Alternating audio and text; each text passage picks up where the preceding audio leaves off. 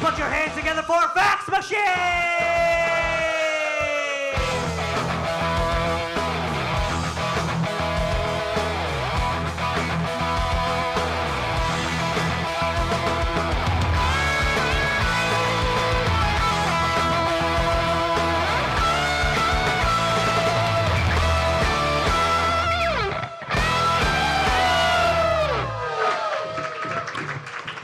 Hi, my name is Emily Costa. I am 1/3 of Fax Machine, along with my co-host Noah Giberson. And Rob Frogley, who is not here presently, but in spirit, and presently with a very adorable baby. So it's all good.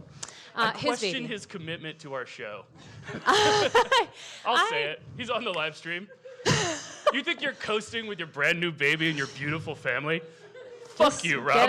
Get it out now. You think you're so... I'll stop. Okay. Love you. There we go. Yes, so much. So Fax Machine is a show by and for people who are curious about everything, but especially the things that make them laugh. In our show, we share fascinating facts we've discovered and the larger stories behind them, concluding with a pub-style trivia quiz that is, as we like to say, loosely inspired by the theme. So tonight, our theme is Eeks of nature. So we'll be talking spooky species, creature, discomforts, and all things supernatural. I am terrifyingly excited to be joined by our guests, marine biologist, science communicator, and self-professed shark spy, Jaida Elcock. Hello! And wildlife biologist, science communicator, and bat influence, Nic Comparato. I hated all of your puns. Get ready, we're just beginning. And of course, my co-host tonight, Dr. Noah Giberson. All right, so we always like to start our shows with just a quick little Q&A to introduce you to our guests. So kind of keeping, I guess, in the theme of being a little spooky, Jaida is a shark scientist. She follows and studies sharks, and I'd imagine, you have to be pretty intimidating to kind of have a shark not, be like, I can take this person. So my question to you is, what is scariest about you, in your opinion? I think something that makes me scary is I do karaoke every week. I go to the bar by myself and sing Stone Cold Sober every Tuesday night. I don't know that song. And thanks. And then because of this, I participated in a karaoke competition, and I'm still so pissed. I lost by 1 single point, and the problem was second and third place got nothing, and first place got $1,000. Wow. Whoa, girl! What song did you do? What song did you do? I did "Holding Out for a Hero" Excellent choice. From Shrek 2. Who did you do it as? I fully dressed up as Shrek and It is a painted fairy my godmother entire song. face I'm green. just saying, yeah. So, and I did really well, I will say so myself, but I got second place. Even the DJ was like, dude, I was rooting for you. Maybe next year. I was like, as a grad student, that $1,000 would have gone a long way. So who won? I'm still bitter. Some girl that didn't even live there, but you know what? Look, She doesn't even go here. She doesn't even go here. I can't even be mad though because she was such a girl's girl, and she was like, "Girl, if I don't win, I want you to win." And like, we're in this together, girls supporting girls, and Yeah, okay, like, also support. she was really good. So I was like, I can't even be mad. Support me by giving me the money. Yeah, right? So you want to give me $500? Dope. Like, what does that support really, if not? Okay. I'm sure the sharks can sense that and are like, nope, not today. Like karaoke Very nice. sober, she's crazy. Yeah, exactly. And also your songs carry so much farther underwater. Oh my God, so true. Yeah. I should just start screaming like screamo death metal underwater, and they're just like, I want nothing to do with this. That might actually do the opposite effect. I want them to come near me so I can tag them. So let's do something else. Meanwhile, 1,000 miles away, a whale is like, hell yeah, brother. That one lonely whale is like, finally a suitor. And that's it. You become a whale scientist. Amazing. So, Nic, similarly, we talked about your interests outside of your scientific work prior to the show. And you mentioned also something that, to me, I feel is kind of scary, that you are an ice hockey goalie. And first off, compliments, your teeth are perfect, gorgeous. But yeah, what drew you to ice hockey and to that very particular and kind of dangerous position? Oh, man. Well, as a child, my parents were very protective, so as an adult, there is nothing I love more than just getting really beat up by big, muscular people. And, just go ahead and shout out to the New York City Gay Hockey Association while I'm here. Woo-hoo! Amazing. All right, so without further ado, let's get right to our first fact. Please join me in summoning Jada. Ignore my shark costume dragging on the floor. Just want to say, this is actually the second time Jada's been on the show, and both times Jada has done her story with that shark costume wrapped around her ankles. Absolutely true, and we don't need to talk about it. Anyway, okay, so I've got a couple things I want to talk about tonight, but first we're going to talk about sharks that other people think are spooky, but I think are really cool.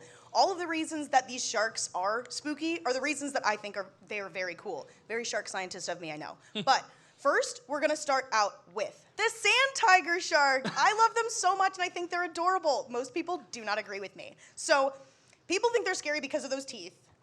And I look, think they're scary because of the gums. They look like pizza. That's- Yeah, some So gingivitis valid. going on there. these guys are a dentist's either nightmare or dream, depends on who you are and how hard you want to work. But I love them. They're also called the spotted ragged-tooth shark for quite obvious Right. reasons. Of course. But I personally think that these janky teeth are like kind of endearing, and if you want a real reason to be eked out by these guys, let me introduce you to the idea of intrauterine cannibalism. Oh, So basically, a segue. sand tiger Oh, no. sharks are, yeah, I know this is a little hard to see, but it's a small shark eating other things in utero. And those other things happen to be its siblings. Super cute.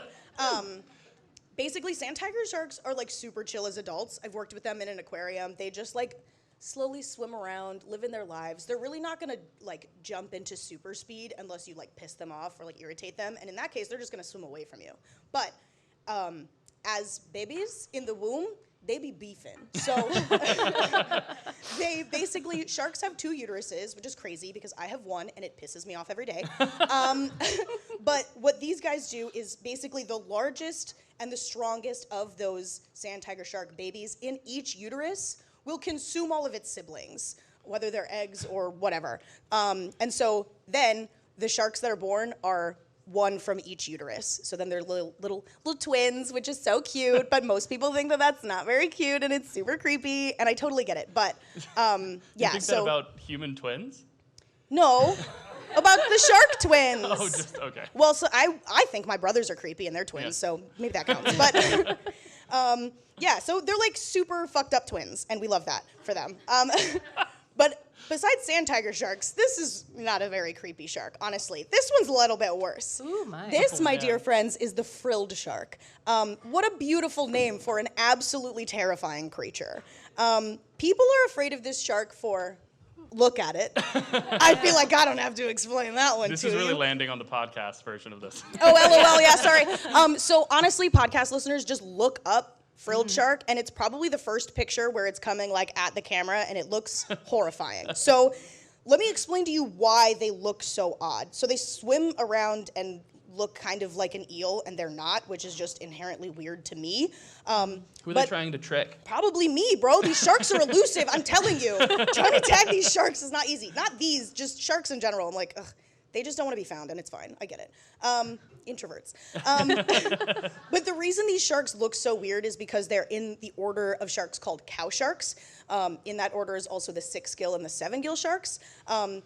This order of sharks is one missing their first dorsal fin, which is why it looks so eely and it looks so odd. It's like, what the heck is missing from this shark? And then you realize it's a dorsal fin. And you're like, wow, that makes so much more sense. It's like Shark Uncanny Valley. Yes, Like, that's not exactly. Oh, it makes me really uncomfortable, but it is So, kind of funny. If I can ask, so first off, I'm going to say it looks manatee-like, just to give it some positive yeah. spin. But also, where are its eyes? That was there. my question too. There you go. Whoa. I heard someone in the audience go, ew. And you know what? Valid. In hindsight, I kind of would rather not know. Yeah. And what site? The other thing is cow sharks have too many gill slits. Most sharks have 5, but frill sharks and 6-gill sharks have 6 gill slits. The 7-gill shark has, you guessed it, 7 gill slits. It looks like one of those like Elizabethan ruffs. I was just gonna say they're named Ooh. frilled sharks because of their frilled gills. And I think that's really funny because you hear frilled and you're like, oh my God, grandma's doilies. And then you see this shark and you're like, what the fuck is that? It could be Sharkespeare. Yeah. Also, this specific picture, sorry to the audio listeners, those are claspers. Those are its shark dicks at the bottom. So we absolutely love. But why are they called claspers, Jada? Tell me, please. Oh, God. But don't tell me if you think I don't want to know. I don't think you want to know. All right. These claspers, they like flay out too. So it's really gross. And also, If I flay here. Sorry. when these sharks are mating, basically it's like if the female shark is on the right side of them, they'll use the left clasper and just reach over. Right, What's up? someone else said ew. Again, I get it. All the ews are valid. One more super ick thing about claspers is that when the shark is mature, they're hard. So What? that's really fun. And when they're not mature, they're soft and bendy. So it's exactly what you think it is, and it's horrifying. And also, they're like slippery and slimy. And we don't need to talk about this anymore. I'm really uncomfortable. I hope my mom's not watching. Say, one more thing about them is their frill also kind of looks like they've got one of those dog cones to get it to stop licking itself. It's so that he doesn't fuck with his claspers. Yeah, Anyway. yeah. And finally, for these creepy sharks, we have the goblin shark. I'm sure a lot of you have heard of this shark before. The goblin shark. This picture doesn't look very goblin, but that one does. Oh. Right. So the first one looks like a little pink fan blade, and this one looks like a sleep paralysis demon. Basically, what this shark does is shark jaws are not fused to their cranium the same way that human jaws are. They're attached by ligaments. Tendons? Which one's the one that hold bones? Doesn't matter, sharks don't have bones. Anyway. Wait, let's do it for the edit. Oh, Jada, it's ligaments. Oh, Jada, it's tendons. All right, we got it. Perfect. None of us know. No, but because of that, their jaws can act like slingshots. And slingshot they do indeed. So when a prey item is close enough, it will slingshot its jaws out and bring it in closer. So that is why they look the way they do. Not only that, their jaws move at 3 meters per second. So just lightning speed. If you blink, you're gonna miss it. It's truly terrifying. I see the look on your face. What do you got? 3 meters. Yeah. 1 well, meters. it's not moving at 3 meters, but like 3 meters per second. It takes less than a second. That's It- still. Correct. That's not making my jaw close as No. it dingles open. Okay, that's crazy. 'Cause Yeah. a meter is 3 feet, so that's 9 feet. Yeah. That's real fast. It's a super That's all. fast. I was gonna put in a video, and you'd think that like being a scientist who works with like tags and a whole bunch of data and coding, that I would know how technology works. Couldn't figure out how to embed it in this PowerPoint, so I gave up. Google goblin shark bite, and you will see it, and it's truly terrifying. But it's also really cool. So, also they live really deep in the ocean, so you don't have to worry about these jaws coming at you. So you're gonna be fine. Now for a super quick palate cleanser, we're going to talk about some sharks that are objectively adorable. Nice. And if you don't think they're cute, please share with the class how it feels to be fucking wrong. First,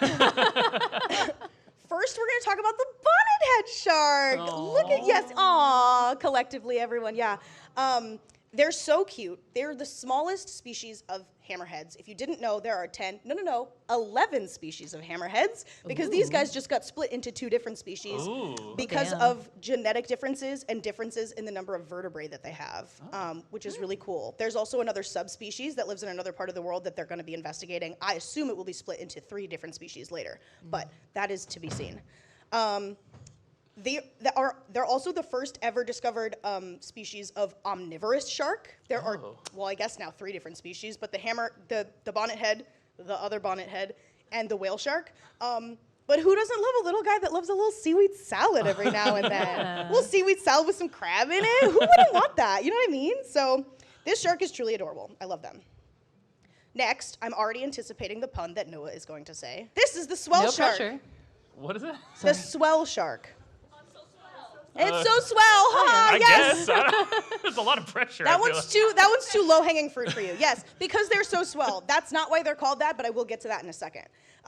This species is adorable. Look at its little snoot. It's a type of cat shark. Look at him. Him cat. Wait, is there like a family of cat sharks? There's a family of cat sharks. Silurinidae. They're all adorable. Why friend if not friend shape? Him, very friend shape, very much. But also, please don't pet him. He's one of those cats that is like, if you touch me, you die. So he won't hurt you, but his feelings will be hurt. Anyway, something about these guys that I'm obsessed with is that they glow in the dark. Ooh, hell They yeah. are biofluorescent, not bioluminescent, biofluorescent, meaning that their skin absorbs light and then emits it at a different wavelength. So when you hit them with like a blue light or a UV light, they glow green. And that might have something to do with mating, because males and females glow at like different patterns, which is super cool. Obsessed with that. But no, they're not called swell sharks because they are swell. They're called swell sharks because they do swell. Oh my. And this is a defense mechanism against predators. Audio listeners, please look up swell shark swollen. Like a little I hope fish. if anybody listens to this in the car, I hope that you're Don't search it on the over highway. to the side. Yeah, so they swell basically like they blow up like a salty water balloon, fill themselves with seawater to either wedge themselves in crevices or make themselves look bigger so that they will not get eaten by predators. Oh, so they get in somewhere small and then like blow up so they can't be dragged away? Yeah. That's awesome. Isn't like that so that. cool? They're so cute. They just want to be safe. They said, leave me alone. I be balloon. Thank you. It's like a potato with a tail. Oh my God, it does. Aww. If I ever had a pet swell shark, which I would never because we leave wild animals alone, yes? Yeah, it's Mr. Potato Hammerhead. That would be so much Thank funnier. you, one person. Everyone Which else was was- just stunned with being impressed by me. I also want to point out that the one person that was impressed was his wife. So, Jada, wasn't. I thought Jada, it in was fact, it wasn't. I was looking right at my wife, anticipating maybe some feedback that I could, continue on with, but in I fact, heard it from wasn't. that table. I thought it was Very Brooke. sweet. I will say I'm not in for Sharknado, but I am in for Sharktato. Sharknado! Oh, he's a little mashed That's potato. actually, I gotta stop for a second because my wife laughed at that one and I didn't like it. I didn't like that. Hey, you got to come up with better puns. I don't know what to tell you. Okay. Don't leave me for M. I mean, I get it. Finally, we have the angular rough Whoa. shark. Oh my.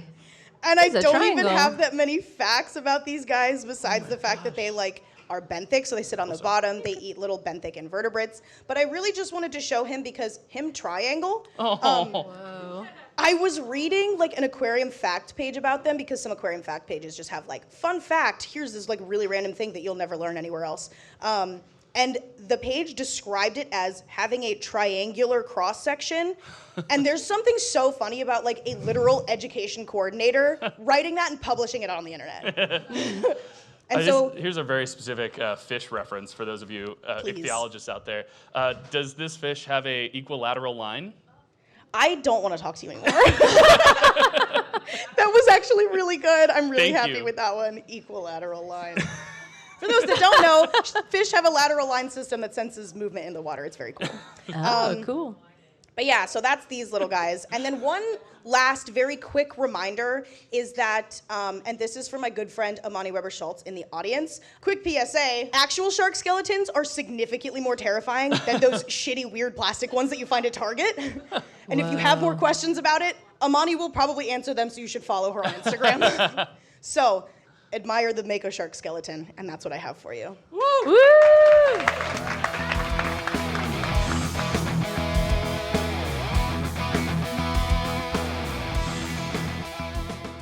My presentation runs long, Noah, so shut up. Okay, so right off the bat, I want to draw your attention to this really large picture here. That is a photo I took in a cave in Costa Rica with an active vampire bat colony. All right? Now, you might not be able to tell there are bats in this photo, but what you can tell is that it's a really bad photo, right? There's a good reason for that. I was sternly warned not to dawdle in the cave and not to use flash photography, so I didn't because I'm responsible. But I did get to watch every more senior bat scientist after me do both of those things, so rules are for suckers. All right, so the name of my presentation tonight is all of my experiences with vampire bats, and that was it. Roll credits.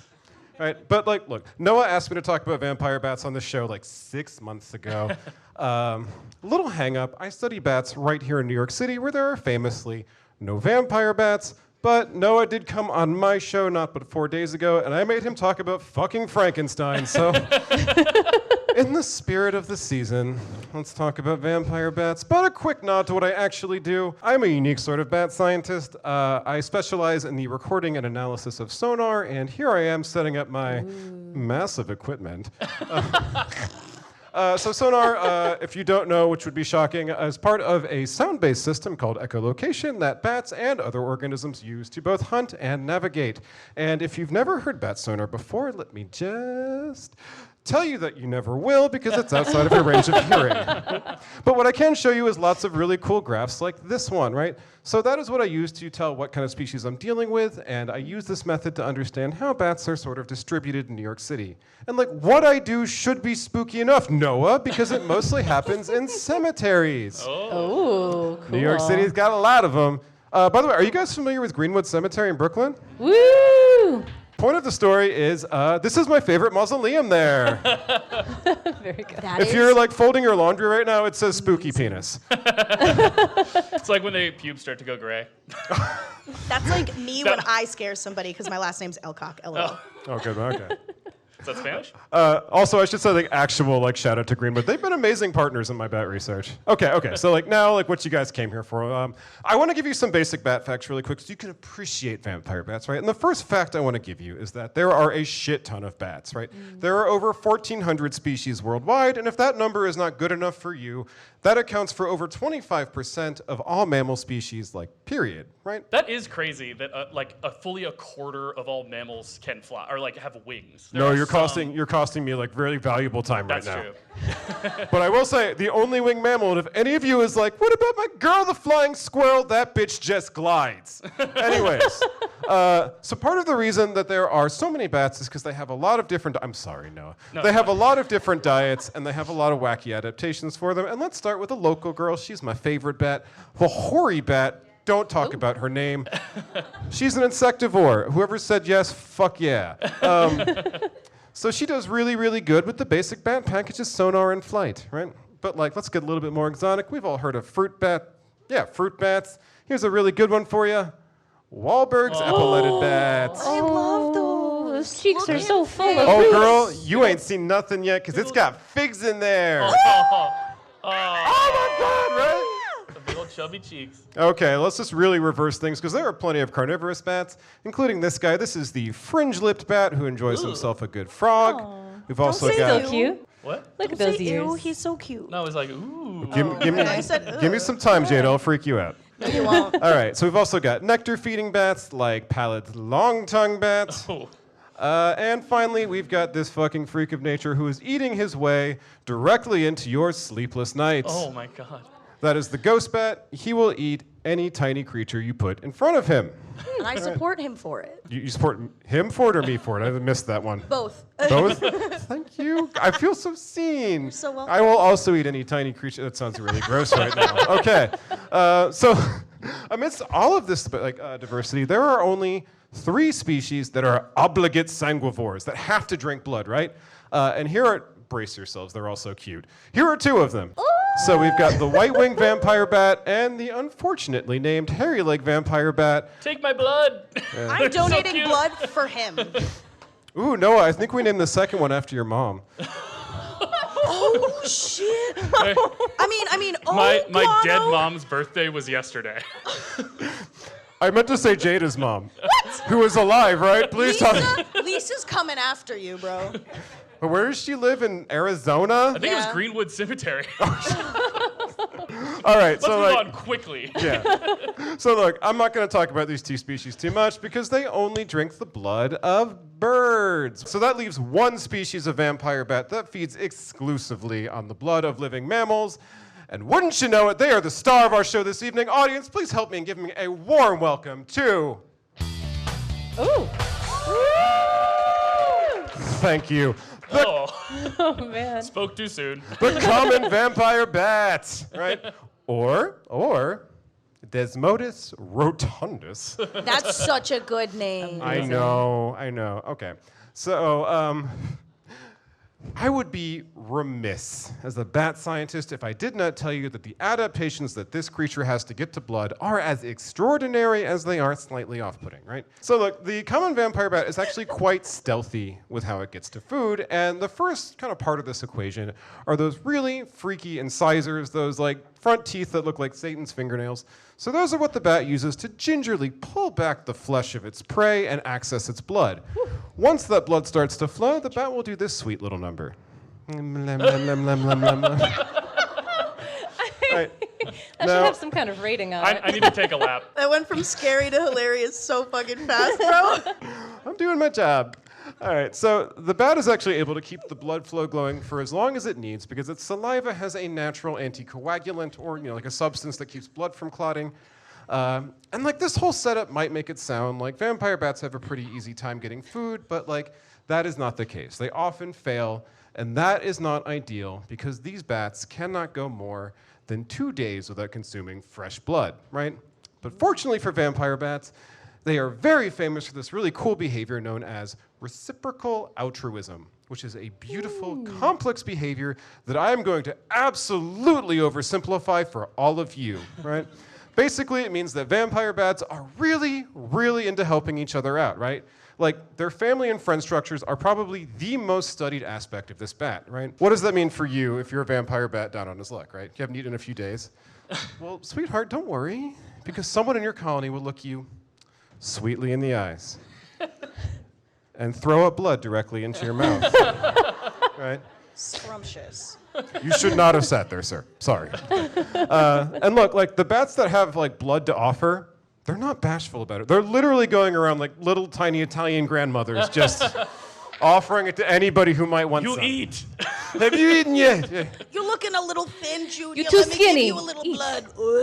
Oh my. This was way too much Photoshop work, just so you know. So I'm glad you guys like it. It's beautiful. Okay. You know how you kiss blood into your grandchild's mouth? You know? You don't do that? I'm calling CPS on your grandma. My grandma. All right, so there is one last adaptation of these bats that I'll focus on because it might surprise you. So we all know bats fly, and vampire bats can definitely do that, but they also enjoy another type of locomotion. They like to walk. No. Ooh. All right, That sped up way too quickly. it did, right? So, like, look, this is not unheard of amongst bats. In places like New Zealand and Hawaii, where bats are actually the only native mammal, just take that fact home with you, they actually evolved to walk and prefer to do so. But in this case, the vampire bat can also do this number, right? They jump really high. That's a frog. Right. And if you're not already excited about this, they use both of these abilities to very stealthily sneak up on their prey, right? That's why they're so good at it, right? And they are so agile that a very enterprising scientist from Princeton University wanted to see how fast they could go. Like, specifically, he wanted to see if they could run, right? Now, like, I can tell you that every bat scientist I've ever met knows about this experiment, but now that I've looked it up, I can tell you that almost no one has cited it, which tells me we do not give a shit about this man's conclusions.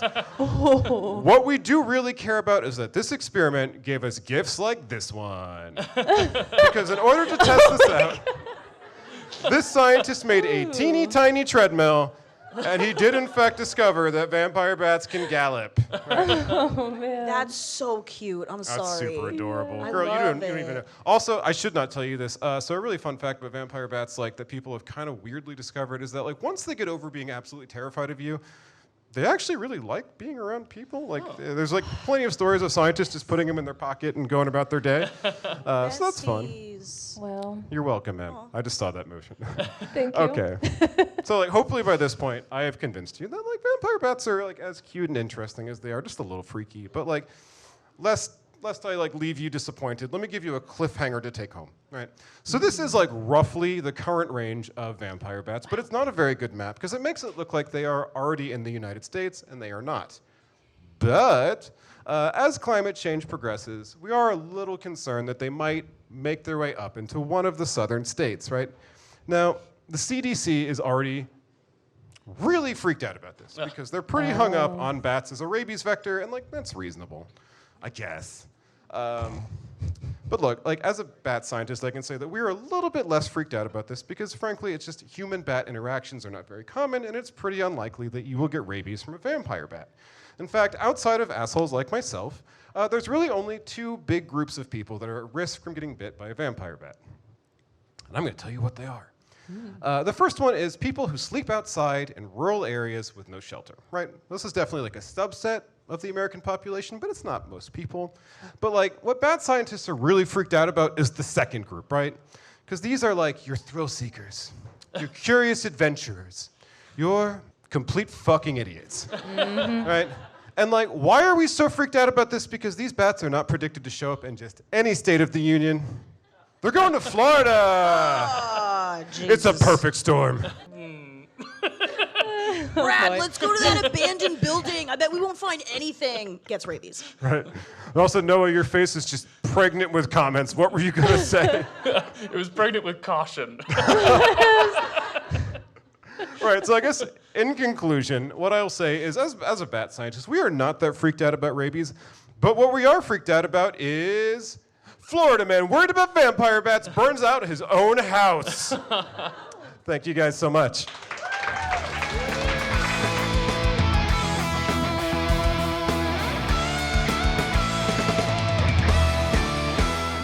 So we have the answers to your quiz about creepy critters, which, just to say, would all be phenomenal Halloween costumes if you still needed inspiration.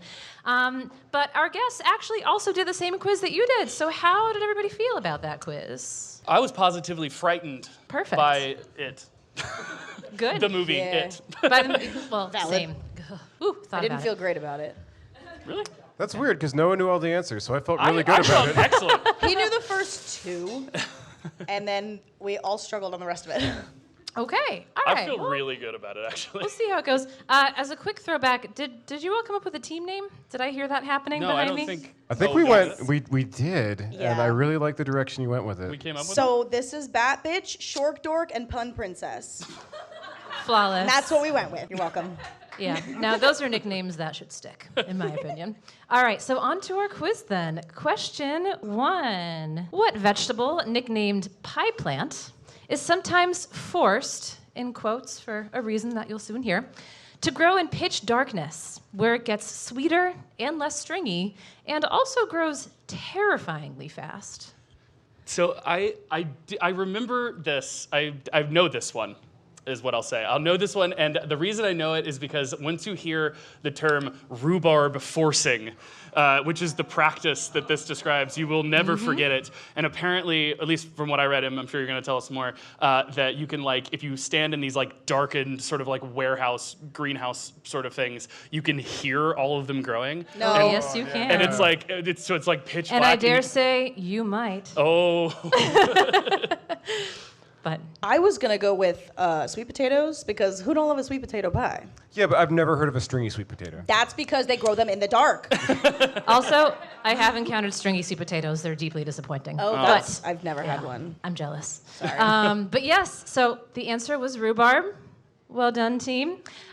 So here they are, beauties. So yeah, rhubarb stalks are actually a vegetable, despite them often being used in Oh desserts. God, they're awful looking. I They're like so Forgot that's scary. what they looked like. That's They're like beautiful. awful. Oh my God. I love No. Wait, why do they have a candle? them. We'll get to the candle. Yeah, God, I didn't even see that. We're setting the mood. So in the 18th century, when sugar was starting to become easier and cheaper to come by, rhubarb took off in culinary popularity, especially in the UK, because it was something that tasted sweet and fruity, and by a special trick, some might call it a trick for treats, you can actually grow rhubarb in the winter, unlike other fruits that you would put in pies. So very handy. And there's actually a part of England called the Rhubarb Triangle, where farms today still grow so-called, as Noah mentioned, forced rhubarb, meaning they grow the rhubarb outside for 2 years, just long enough for them to establish, and then bring them in these giant sheds that are lit at the most by candlelight. Wow. So super weirdly, rhubarb grows really well in pitch darkness, producing these stalks that are sweeter, they're more red, smaller leaves, and also like less fibrous than when they're grown outside. So perfect for pies. And it grows fast, freakishly fast, like an inch a day. Fast enough that you can hear new shoots popping up and old ones creaking as they rub against each other in this God. horrifying cacophony. So imagine Sorry. for yourselves, if you dare, that you're in England, traipsing about as you can do there in the wild. It's very cool. Look it up. And you stumble upon a rhubarb shed, and you open the door to this sea of blood-red stalks, lit like a seance by faint glimmers of candlelight. And then immediately you hear.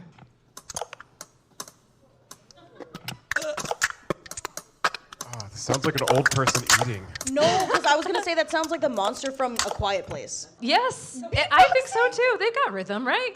But yeah, fans of beatboxing, just like fully at like normal audible levels. It's bizarre. And also, their leaves have enough oxalic acid to give you kidney stones. So, ooh, spooky kidney toxicity, you know. I did ask earlier which part of the rhubarb will kill you, and that just tells you that I should not be eating rhubarb. If I can't tell which part's the part that's going to kill me, I'm just going to stay away. Just stick to the stocks. So true or false? Etymologically, we have the word bear because Proto-Indo-European speakers were terrified of bears. What'd y'all think? I mean, I said false because I have no idea how the word bear makes this any better. Well, I think it's true because they couldn't bear to hear the word. Oh, come on, Noah! Of course. I told you I'm afraid of puns. My input was that I didn't know what the word etymology meant until until college because I thought that it just was entomology, and that's very scientist of me. So. Amazing. Isn't it? I think that's actually the study of overeating, isn't it? It's etymology. Etymology. I'm white knuckling this microphone right now. I am a avid practitioner. Pun princess, baby. Amazing. Ate up all the Noah rhubarb. practiced that pun, just so you guys know. Yeah. We had rehearsal with that. Very good. But yes, the answer is true. Just to skip to the punch. Yeah. So bear, etymologically, is actually a euphemism for bears. It's one of the earliest known examples of taboo avoidance, which is a linguistic term for terms that have entered a language to replace the actual word for the thing they're referring to, that language originally had. And this happened because speakers wanted to avoid saying the actual word. So this began with speakers of Proto-Indo-European, which you can see in this language tree, or more appropriately, pie chart. Language jokes, that it's a shared ancestor or proto-language of many modern Indo-European languages. I have an issue with this. Is I don't think that Gaulish is a part of the Brittonic Celtic sort of like offshoot. Okay, do Duolingo in your own time. Well, No. Brittonic just means like the Celtic languages of Britain, and Gaulish was not. It was a continental Celtic language. We'll cut this Are out. you done? But yes, so we think actually that the ancient PIE word for bear was similar to the Greek word Arctus. And we think that folks stopped saying it because bears are now and were then really freaking scary. So maybe they thought there was like a Beetlejuice rule and saying their name would make a bear appear. But regardless, we know that bear, as we speak it, originated in northerly European branches of PIE or pie, stemming from the root word for bright or brown. So basically they were calling bears brown ones or brown furry guys or brown furry guys with weird porridge preferences instead of saying bear. To quickly just mention, back to Arctus. So that might sound familiar because we get the names for Arctic and Antarctica from Arctus, because you can see the Ursa Major and Minor constellations from the Arctic, but not from Antarctica. So Arctic literally means bear, and Antarctica is no bear. But this is kind of interesting because polar bears are only in the Arctic and not in the Antarctic. I just put that. I didn't put that together. You put it together So they for me, didn't but know oh my that at God. the time. So it could be a coincidence, or they might have been onto something with that Beetlejuice theory. I do love that bears are just nature's Voldemort. Don't say it. Honestly, I should have just said that but that's instead. Question 3.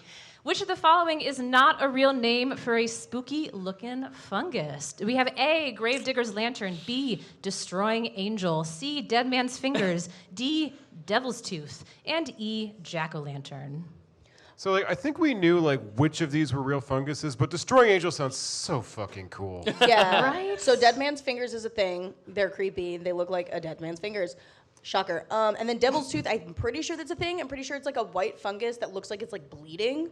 Everyone that said, I agree. Get ready.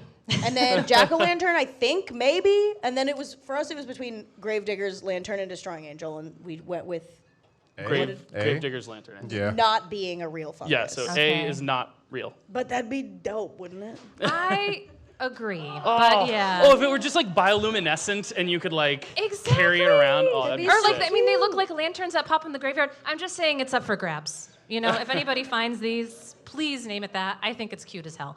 But yeah, so mushrooms are creepy and gorgeous and amazing. On the left, we have the destroying angel, which looks really innocuous, I think, but belongs to the infamously toxic Amanita genus. So think the red and white spotted kind of Mario-looking mushrooms. Yeah. Ingesting half a cap of that can kill you, so don't do that. Yeah. And I guess going across the others, we have, dead man's fingers, aptly named, I would say. That guy over there is Devil's Tooth. Dead man's fingers, that's spirit fingers. Stop. That's so good. Man, I kind of Again, up for grabs. People, find more mushrooms and snap these up. But yeah, so devil's tooth, and then kind of a funky one. I feel like jack-o'-lantern works on a lot of fronts. It's just like the top of a pumpkin. Well, no. So both of those are jack-o'-lanterns. So not only is it pumpkin orange, but it glows in the dark. That one could have been cool. Isn't that perfect? Digger's lantern. It could have been because it glows. It could have been. Yeah. Is it like But under it's- UV or something? I guess Yeah. if only if it wasn't already taken. Damn.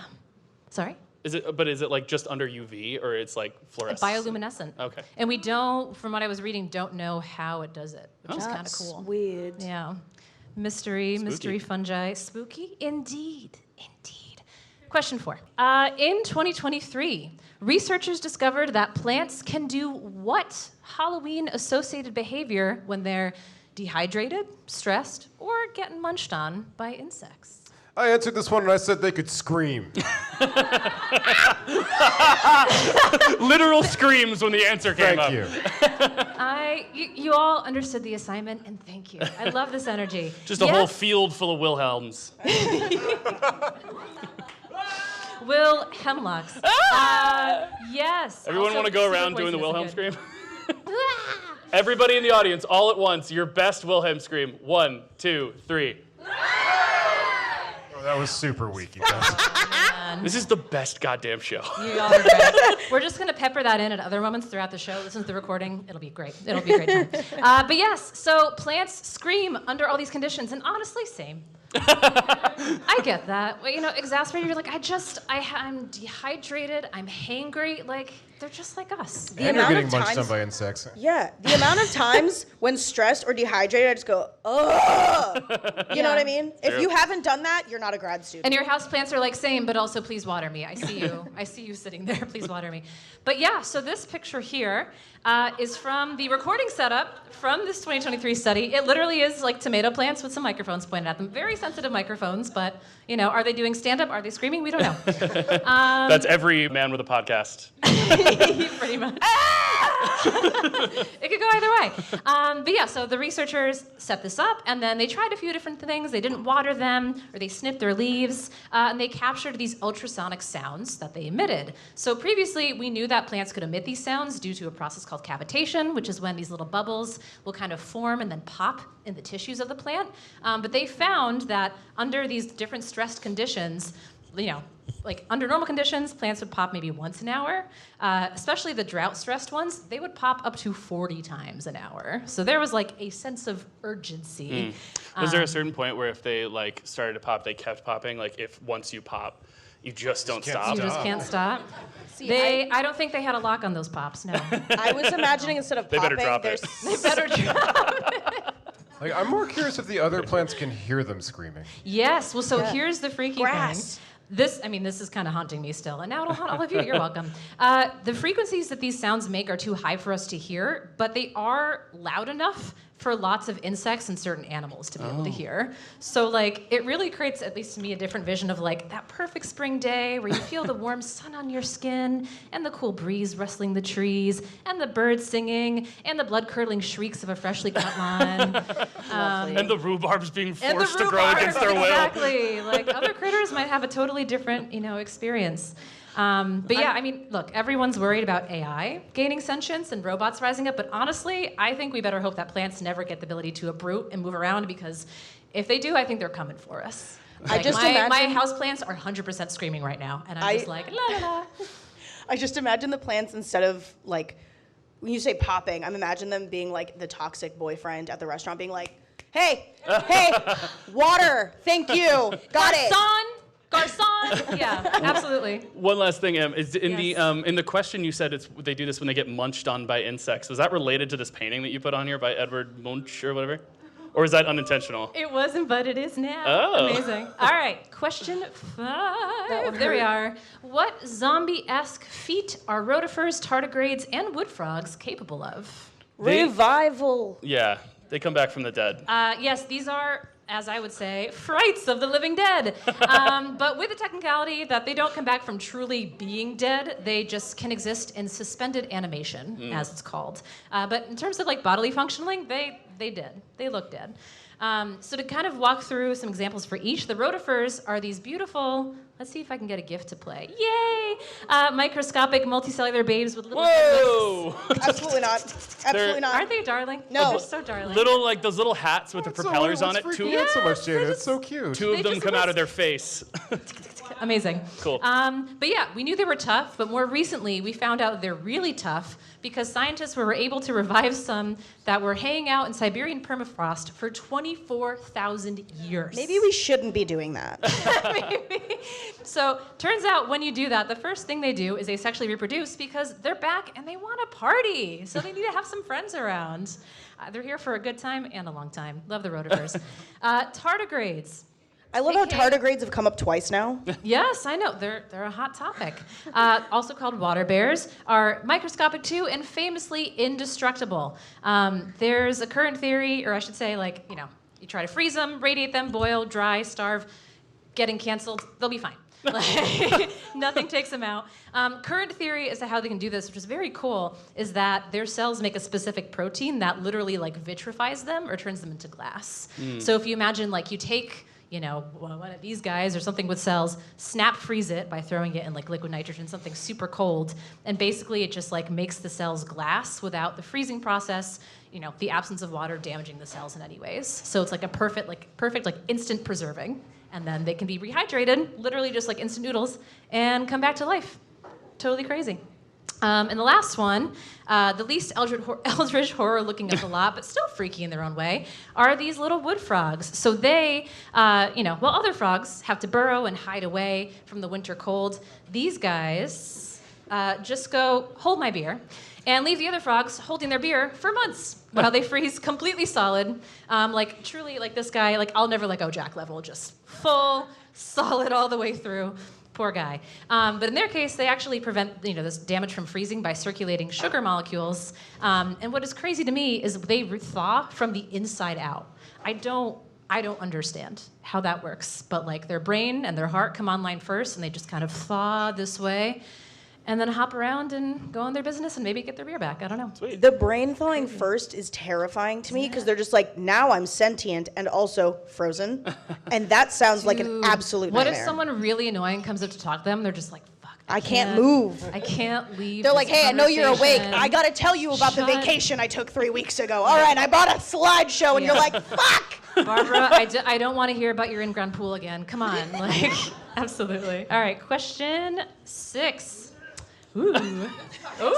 Somebody audibly gagged in the audience. Wow. There's nothing even on the screen, really. Dang. That Okay. was just nightly purge because Is it one too me? many drinks. Do what you gotta do, man. It's a safe space. All right, which one of the following is not true about ghost frogs? A, they only come out at night. B, their skin is pale and sparkly. C, they've been around for centuries. D, they have teeth they use for sucking. Or E, they live in Skeleton Gorge. What'd you think? Okay, so I actually didn't remember what we said for this one until this exact moment when I looked at that last answer and I go, that is a Mario Kart track, and you cannot convince me otherwise. Okay. And I would fucking dominate at it too.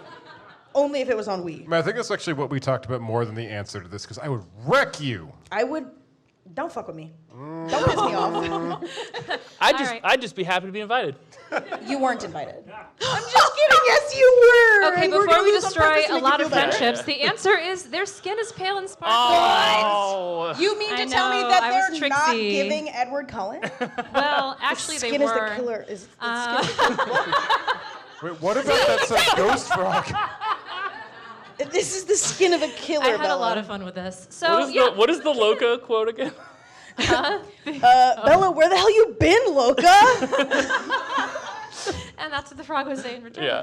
But yeah, given everything else, right? It sounds like these guys should be vampire frogs, right? Like, we know there are vampire bats, there are vampire squids, there are vampire finches, there are vampire deer. So many vampire things. These guys should be vampire frogs, in my opinion. But yeah, all the other things are true. They're native to the mountain streams in South Africa, including like the ones in Skeleton Gorge. They only come out at night.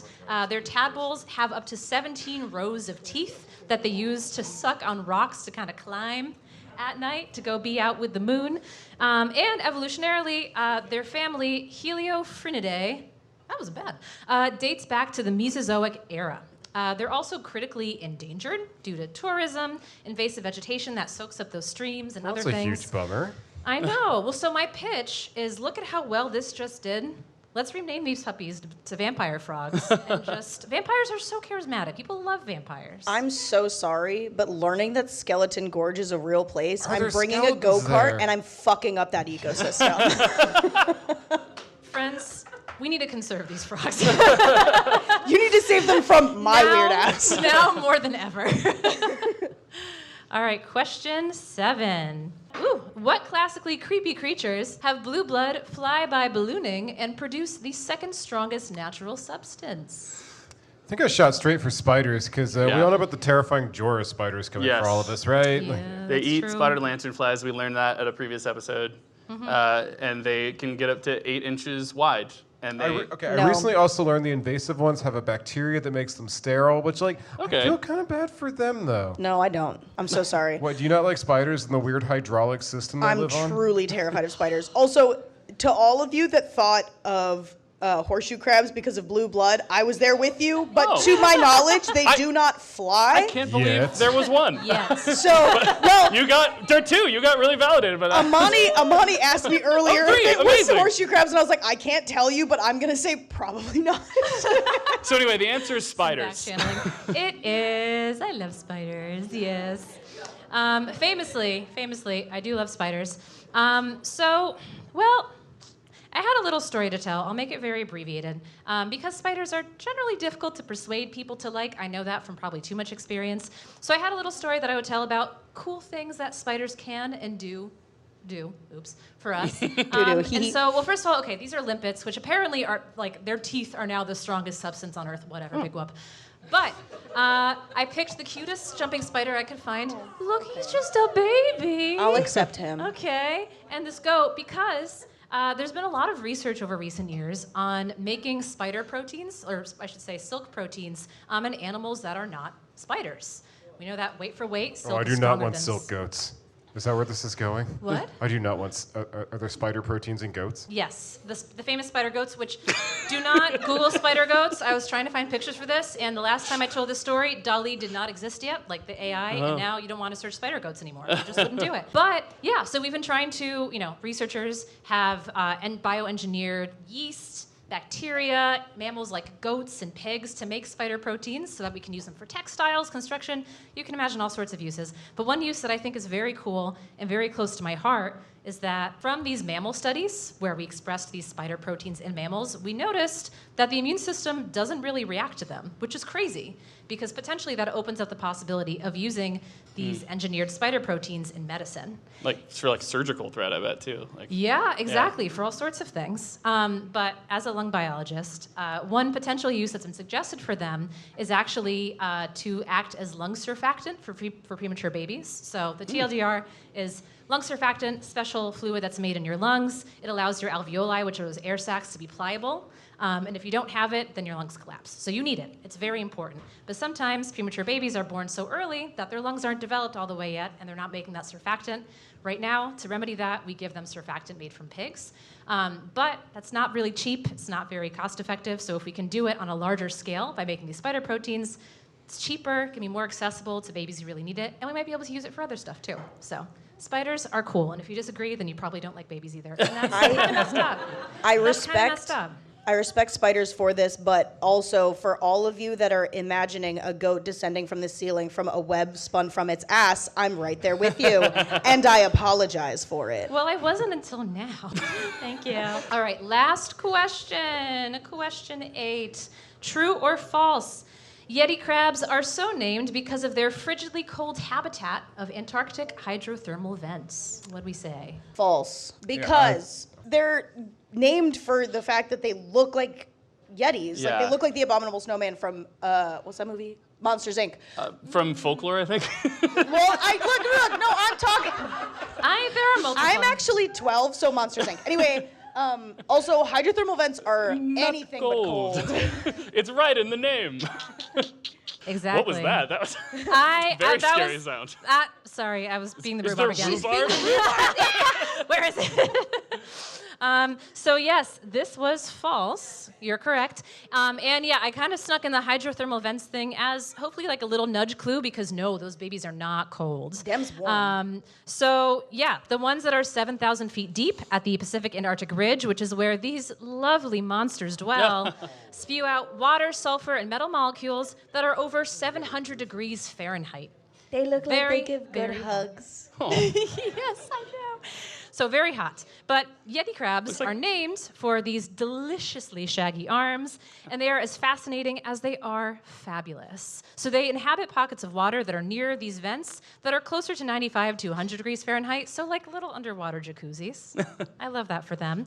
And they also dot the ocean floor in like big piles as they kind of cling to each other to basically stay within these perfect little Goldilocks temperature spaces. Cuddle puddles. Yes, literally. So they are also a type of crab that's called squat crabs. They're about half a foot long, so little guys. And their scientific name is Kiwa hirsuta. So Kiwa is the name of a Polynesian ocean deity. So that roughly translates to hairy goddess, which feels correct. I relate. Correct. I love it. But my favorite thing about these is that these arms are not just here for glamour, they serve. And they serve a very important purpose. They are home to bacteria, which the crabs actually cultivate on their little claws to eat. And how do they cultivate these bacteria? Well, they dance! Put on your red shoes and dance the blues. Isn't that the best thing in the world? So yeah, scientists think that beautiful claw waving gives the bacteria on their claws a constant flow of oxygen, methane, and hydrogen sulfide from those vents. So that helps them, the bacteria grow and then feeds the crabs. Or it could just be a deep sea discotheque, who's to say? Saturday Night Fever, indeed. For everyone on the podcast, it looks like they're going, why? That was the best description I could have possibly imagined. Thank you. That was our quiz. Thank you so much, everybody. So if you enjoyed this show, I hope you'll follow us on Instagram, TikTok, and Twitter at Fax Machine Pod, and go listen to, rate, and subscribe to Fax Machine wherever you listen to podcasts. Jada, what would you like to plug, my dear? Hello. I would like to plug, first of all, my nonprofit organization that I co-founded with my dear friend Imani Weber-Schultz, as well as Jasmine Graham and Carly Weber-Schultz. It's called Carly Jackson Bohannon, there we go. It's called Minorities in Shark Sciences, and we support gender minorities of color in the field of shark science. We provide different opportunities and like webinars, professional development, socials, all kinds of stuff. We've got a whole bunch of different members all around the world. Time zones are a nightmare, but we love all of our members, and yeah. And if you would like to donate, there are very conveniently little flyers on your tables with the Yes. same QR code that you can see here. We are currently Just a sec. raising money for all of our things that we are doing. So if you have the money to donate, please do so. And then, of course, I was recently a SciShow resident, and I got to meet my idol, Hank Green. He is amazing. I have 10 scripted videos, and this video, marine biologist answering fish questions, on the SciShow YouTube channel. So go check those out. I'm very proud of them and very thrilled with how they came out. And also, I have my own YouTube channel. It is sophistication_, same as my Instagram. So go check those out. Thank you so much. Check them all out. They're great. All right. And Nick, over to you. So They Blinded Me with Science is the show making scientists and drag artists collaborate for your edutainment pleasure. The pleasure was all mine. Noah was my first speaker. He did a wonderful job. Thank you. Woo! Please come see us the first Sunday every month at Flying Fox Tavern in Ridgewood, Queens. Our next show is November 3rd. We're covering ornithology, and then our guest for December is in the audience. It is Kate Schmidt covering astrophysics. Right over there. Also friend of the pod. Forgot about this. So that is me leading a bat walk. I do a bunch of them with a bunch of different organizations. I would really love you to come on it. It's a super good time. I show you a sonar demonstration. It's more of like a bat hangout. I tell slightly better jokes than I told tonight. A bat hangout. Yeah. Hanging. You're hanging with bats. We're done, don't worry. That pun never gets old. But yeah, well, I guess all of you are probably local to the New York City area. If you would like to join me, give me a follow on Less Common Loons. I would love to teach you all about bats. Amazing. Awesome. Well, is there anything else? No. No? We're leaving it there. So thanks again for coming out and laughing and learning with us tonight. While I somehow, annoyingly, I'm not a witch. I know. Like, what? How? I am so glad for the magical fright life that occurs in this wonderful space and to experience it with you, my favorite familiars. So please stick around, come to the after party, and we'll see you next month. Thanks so much.